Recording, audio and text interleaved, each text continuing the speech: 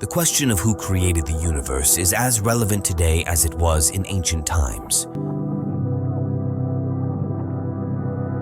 The existence of God has been debated since ancient times.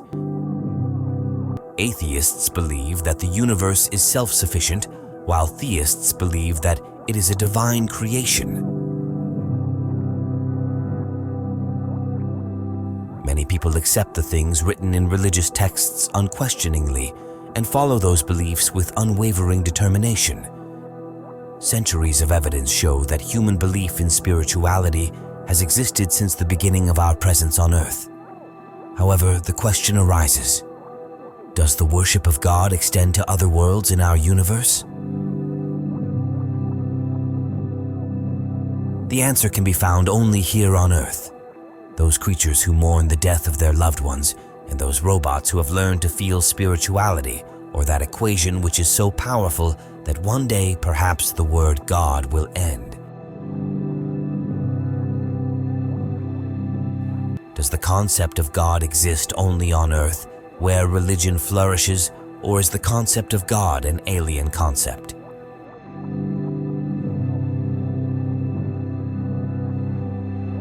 For thousands of years, humans have looked up to the sky, contemplating the existence of God. Now, we also consider who else might inhabit those distant points of light in the sky. Could they also have advanced civilizations? When aliens look at their skies, what will they be thinking?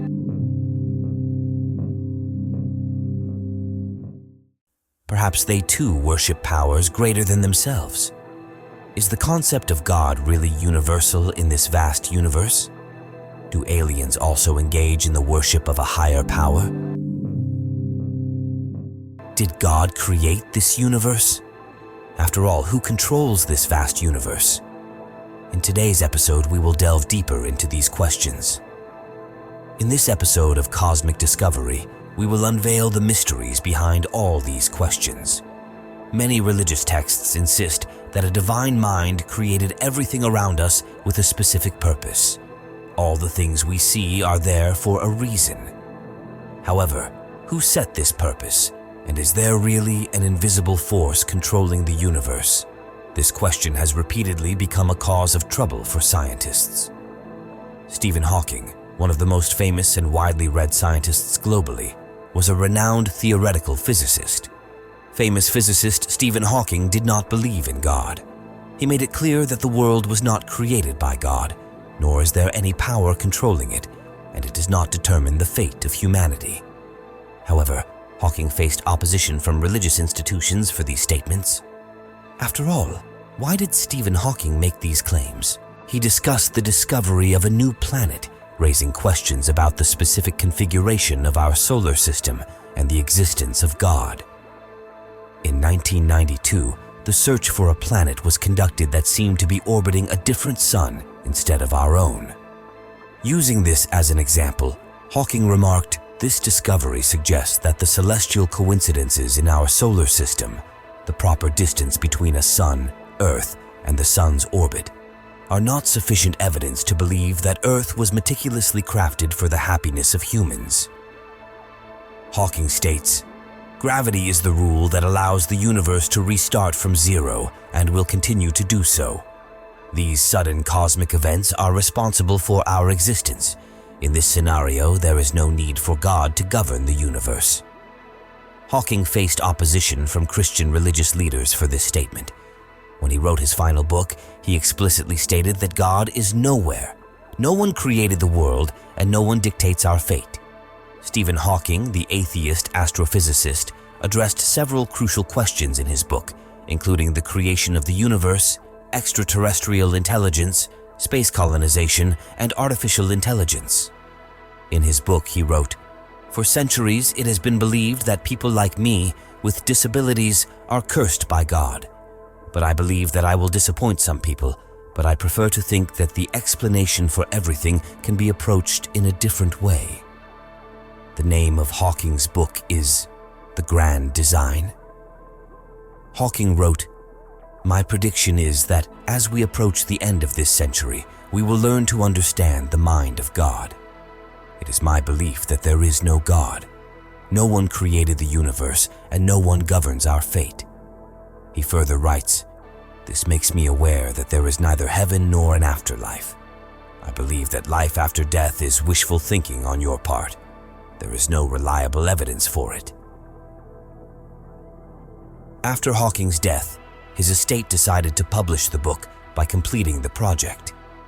Stephen Hawking was one of those scientists who denied the existence of God in the modern world. After Albert Einstein, Stephen Hawking managed to carve a place in the hearts of people worldwide as a scientist. At the age of 21, he was diagnosed with motor neuron disease. It seemed that he would not be able to complete his PhD, but he disproved all speculations and lived for 76 years. In the late 1980s, he raised questions about the existence of God. However, it is true that the world never rejected Hawking's ideas. His books were always guaranteed to sell well and became bestsellers. Wherever he went to give a speech, seats were reserved in advance. People kept listening to his words carefully.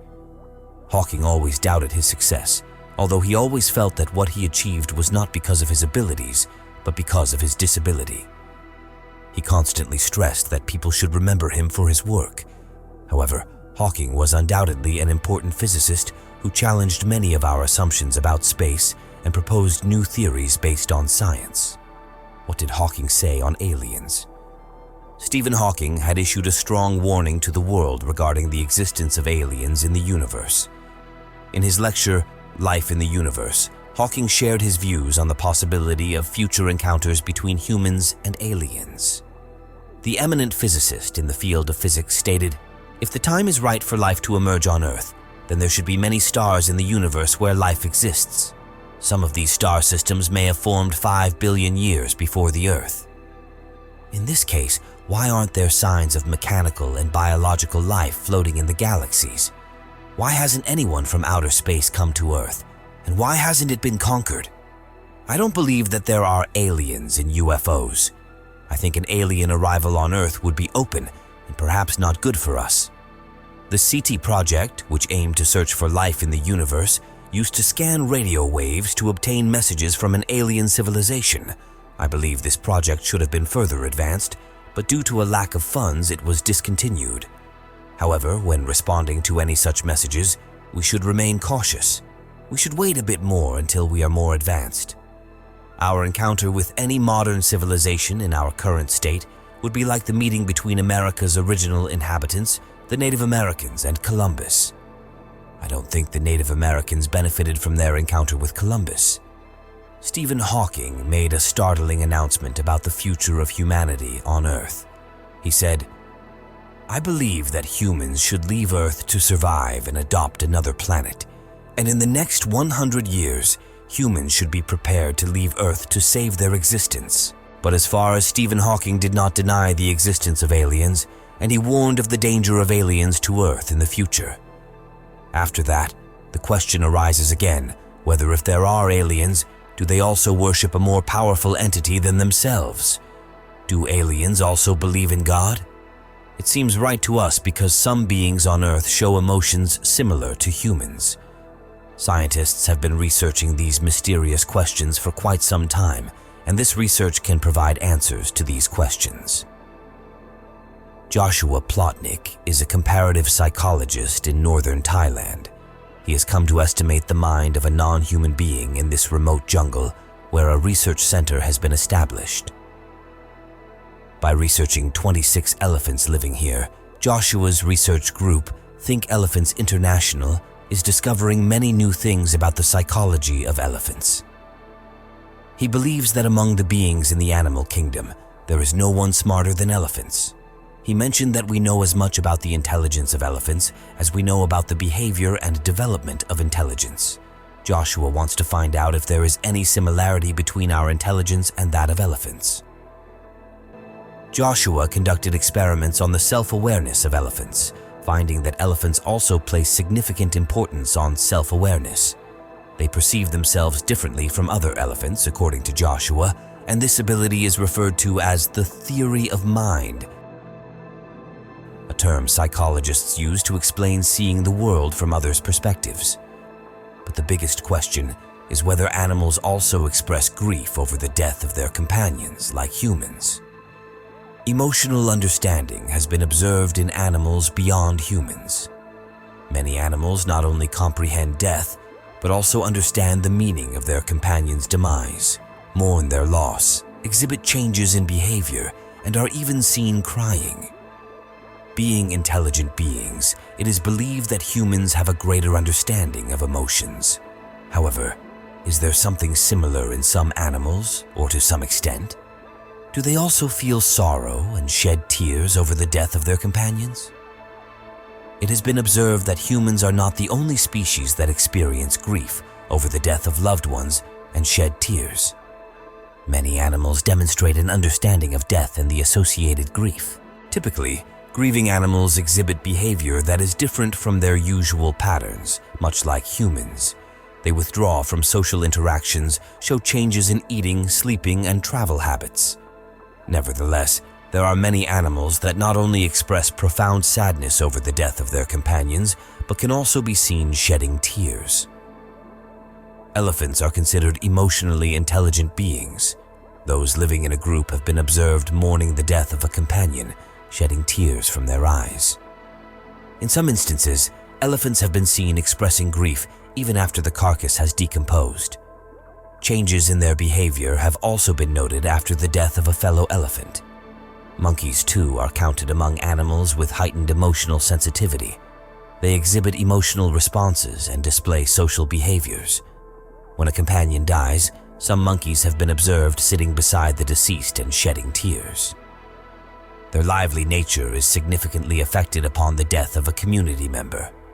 All this data suggests that these animals comprehend complex emotions, raising the possibility of spiritual feelings within them. If there are beings on other planets, their biology might be similar. Research on animal minds could also provide insights into whether advanced civilizations, if present elsewhere, also harbor spiritual sentiments akin to our worship of divine powers. Intelligent beings understand the concept of a higher power. It's intriguing to consider whether, like us, they also engage in the worship of some divine force. Claims about the existence of God have been made for thousands of years, yet to date, no one has been able to conclusively prove such existence. Nevertheless, millions of people around the world firmly believe in God without any doubt, and many consider it a vital part of their lives, even investing resources in their faith. God and the associated religious beliefs serve as the foundation of their existence, shaping their entire lives around the concept of a divine being. Their emotional attachment to God is profound, akin to the way we connect with our loved ones. Any questioning of their belief in God deeply unsettles them, sometimes even leading to acts of violence in defense of their faith. When we examine human history, we find that every civilization, whether ancient or modern, has maintained some form of belief in God. The concept of God has persisted across diverse cultures and societies. It remains a powerful force, influencing individual lives and societal structures. Regardless of technological advancements and scientific progress, the idea of a divine entity continues to hold significance for a significant portion of the global population. When we glance at human history, it becomes apparent that every civilization, whether new or ancient, has harbored some form of belief in God. Even in the remote corners of the world, among tribes untouched by modern civilization, there exists a concept of God. What is it that makes the idea of God so essential for us? Even in areas where modern civilization has not made contact, such as some tribes in distant parts of the world, the concept of God persists. What is the reason that the notion of God is so crucial for us?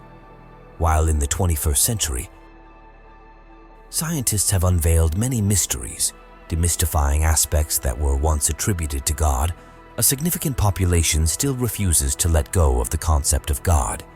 Even though we have a good understanding of how the world works, a large number of people continue to hold on to the belief in God. This is not limited to less educated individuals. Even well-educated scholars and intellectuals maintain faith in God.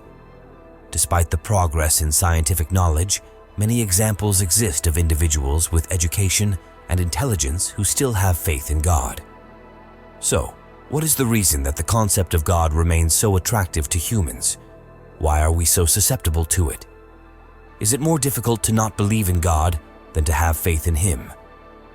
These questions underscore the complex relationship between humans and the concept of God, a phenomenon deeply ingrained in the human experience. Today, the reign of humans is spread across the entire Earth. From scorching deserts to icy regions, human populations exist everywhere. Although there are significant differences in language and culture among populations worldwide, there is still much that is similar among all of us.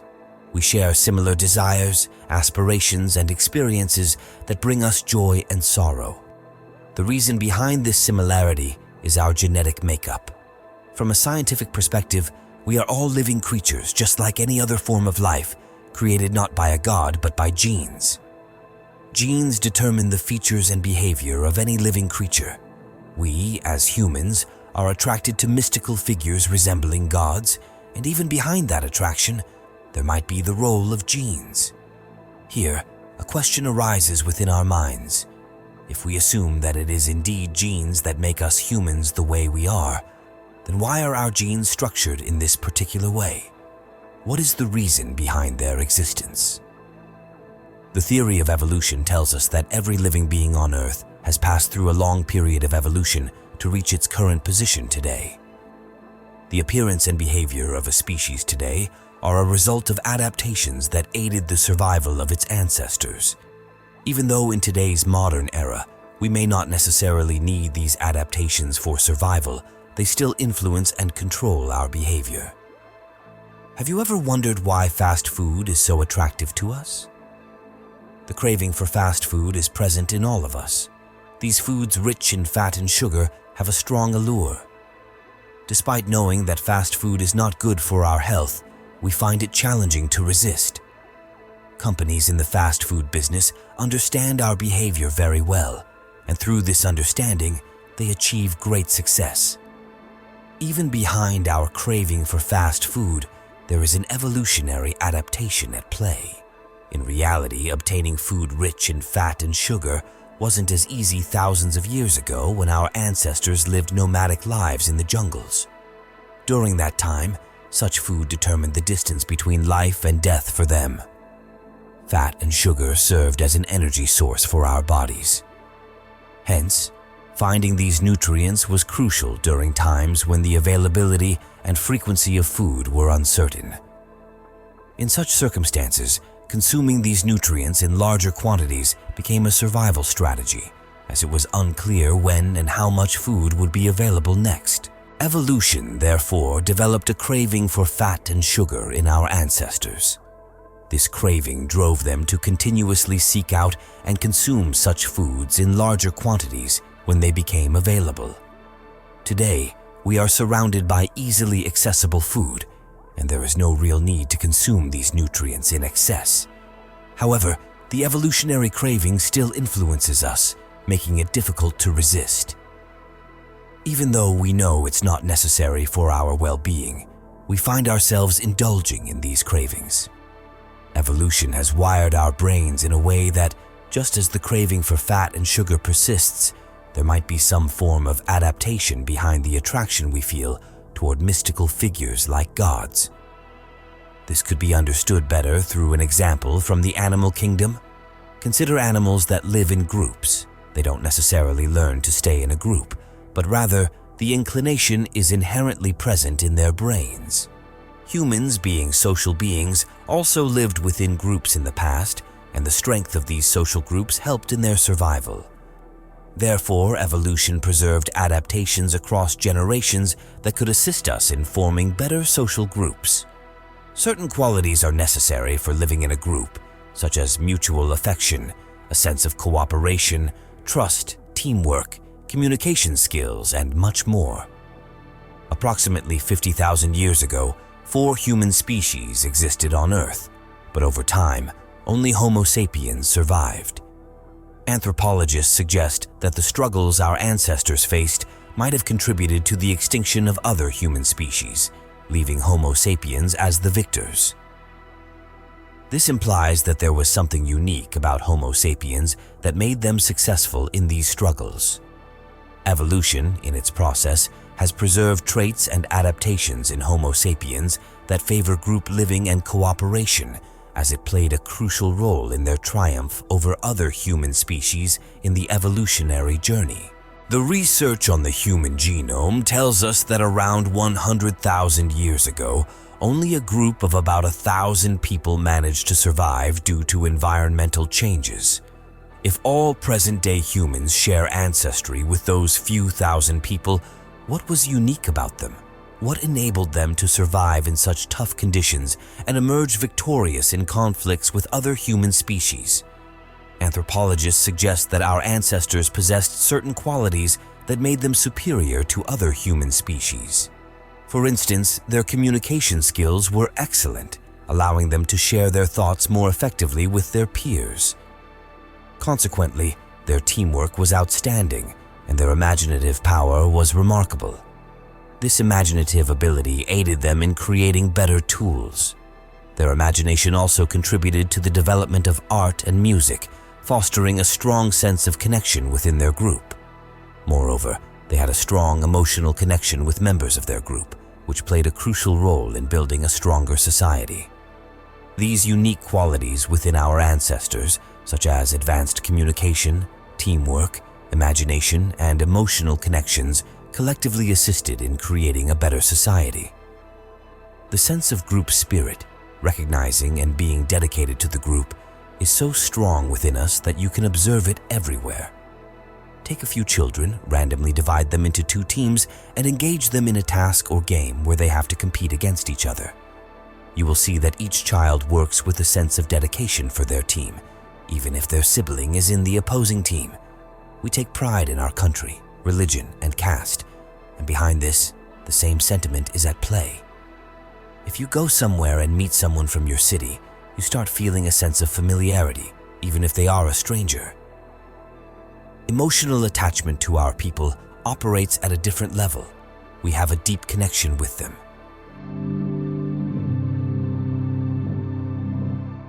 And here, we find the answer to our question that this attraction keeps our emotional connection with God alive. Therefore, this attraction is not new, but has been transferred within us from our ancestors. The attachment people have towards God is even stronger than the attachment among humans. If we find faults in people, our attachment decreases. However, people see only good things in God, so their attachment to God remains strong. Always, people are more attracted to God, and a belief is established in their minds that keeps them at peace. Trust in God gives you strength. When we talk about strength, it doesn't mean defeating villains in physical combat. My intention is to endure the internal turmoil. Belief in God gives you courage. Courage and strength are not the same, even though they are often seen together. Courage is the ability to act on our beliefs despite the threats of fear, to work on our convictions in the face of dangers, and the ability to show strength in the presence of sorrow or pain. Like strength, courage comes from our belief in God directly. Our belief that heaven is real gives us the courage to face the risks we are willing to take. If death is the worst thing that can happen to someone, how can you hurt a person who believes that after it, there is an anticipation of a better life? Belief in God provides stability. Have you ever met someone who seems unwavering? A coworker who, instead of banging their head on the desk when the computer crashes, takes deep breaths? Or a mother who, amidst the avalanche of last-minute requests from her children, manages to keep herself calm?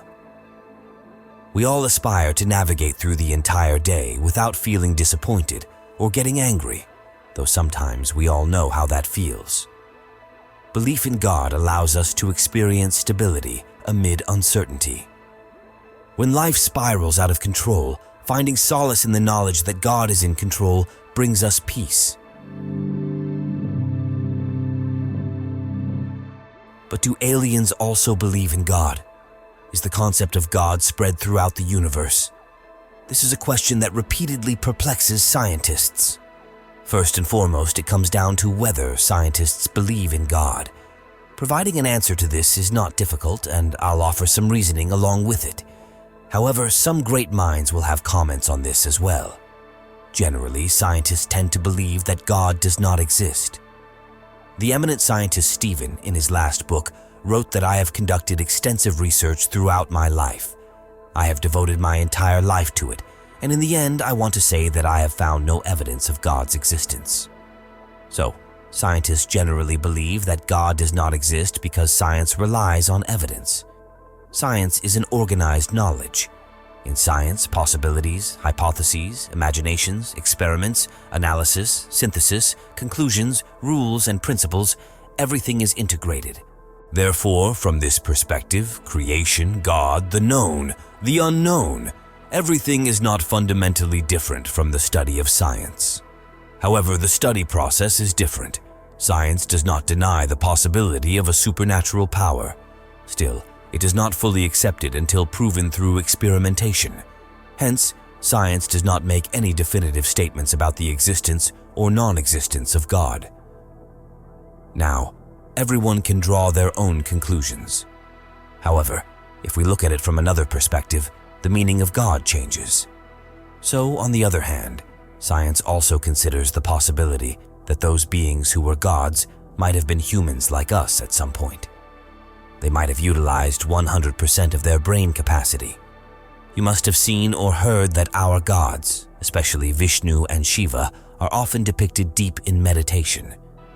So, what could they be doing? Scientists speculate that it's possible that God was controlling their minds. For those scientists who do not believe in God, the response to this is somewhat like this. Scientists are also human, and human nature is a mirage. Personally, many scientists may believe in God, but as we know, science operates on logic, and spirituality and science are two separate realms that cannot be seamlessly merged. This understanding is inherent in everyone. Scientists, at some point in their lives, may acknowledge the influence of a higher power because many mysteries in human life go beyond logic. Until we understand all the secrets of the 5 elements, there is no reason why science should not believe in God. When we are very distressed or sad, we often remember only God. However, if things don't go according to our plans or something goes wrong with someone, we tend to question the existence of God. At that time, we often find ourselves pondering whether God exists in this world, whether there is a God or not.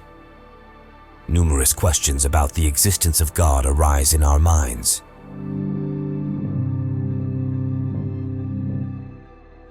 Today, let's try to address your curiosity through 2 short stories. Perhaps this will help you find answers to your questions.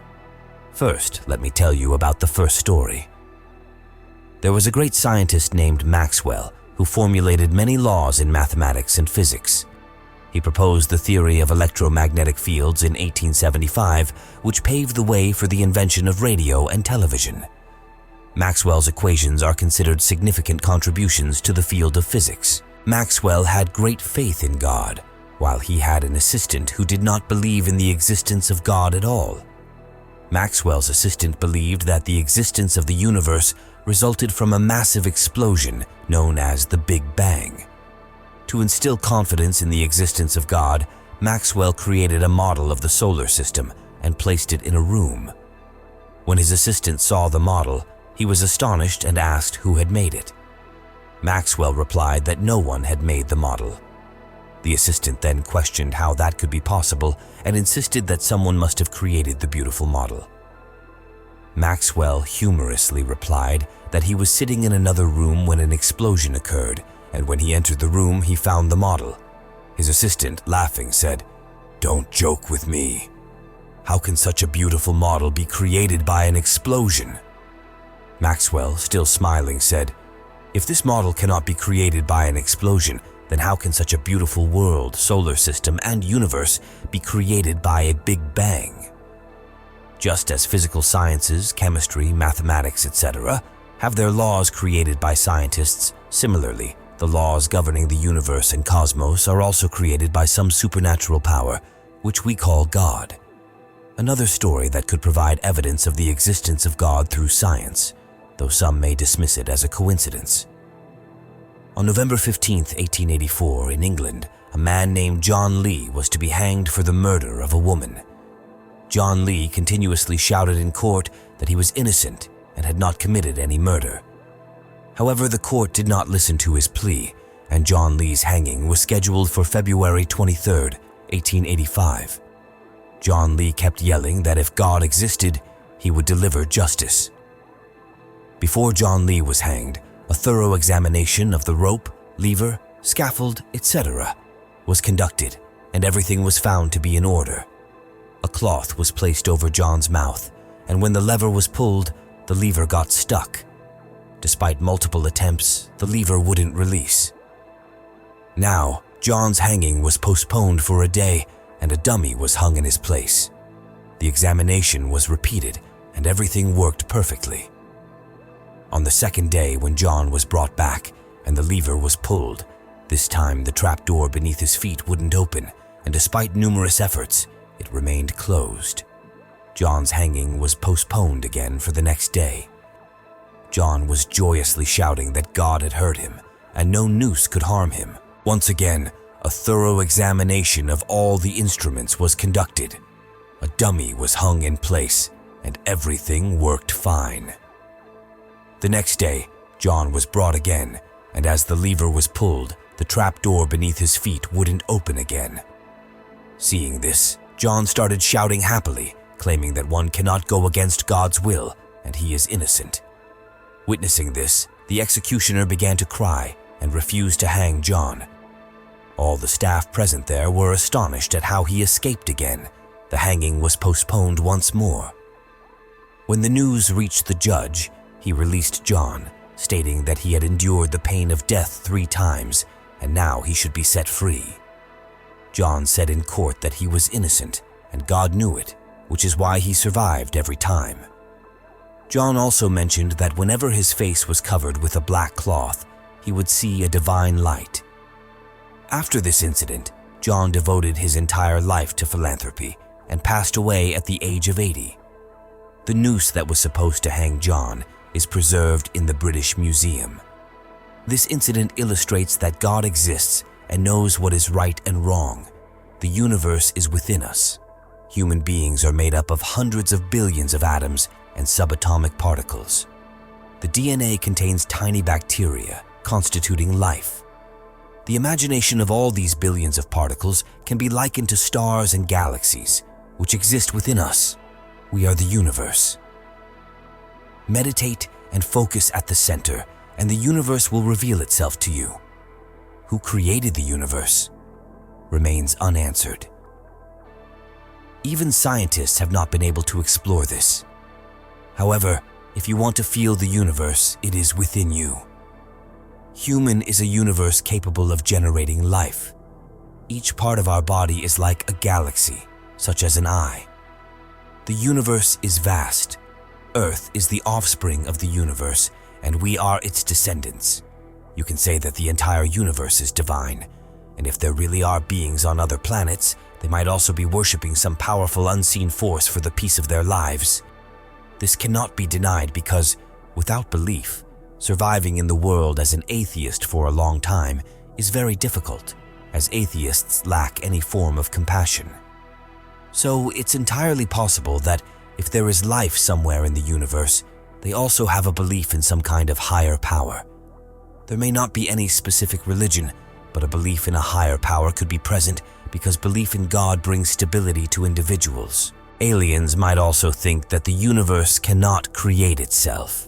Indeed, it is thought-provoking that such a vast universe, such a beautiful Earth, might not have originated from a mere explosion. And if life does exist somewhere, the concept of God could be present throughout the universe, because believing in God provides stability to those who hold such beliefs. Aliens might also consider that such a vast and systematic universe, with a day and night cycle, the systematic orbit of the moon, and the systematic weather on Earth, cannot be a result of chance alone.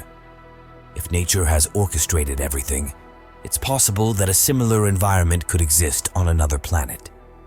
The more we debate these questions, the more tangled they become. Now, what do you think about this? Please let us know through comments.